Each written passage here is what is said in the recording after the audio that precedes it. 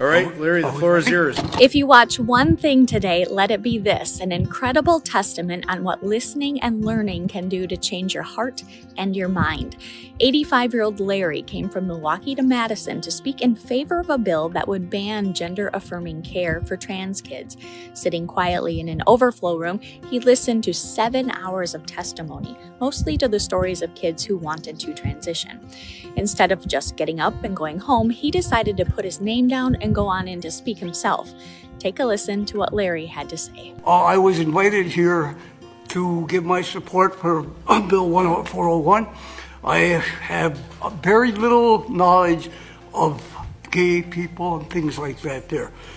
So when I came here, my eyes were open. I was one of the critics that sat on the side and made the decisions there was only 2 genders.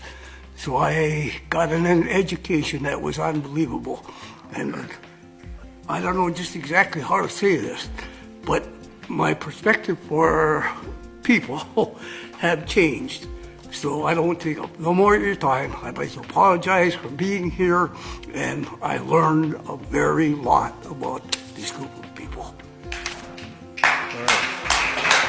Despite Larry's touching change of heart, along with about 80 others' testimony against banning the medical care, the Republican-led legislature advanced the bill.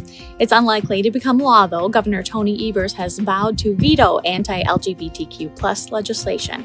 Regardless of what happens, Larry gave hope that day.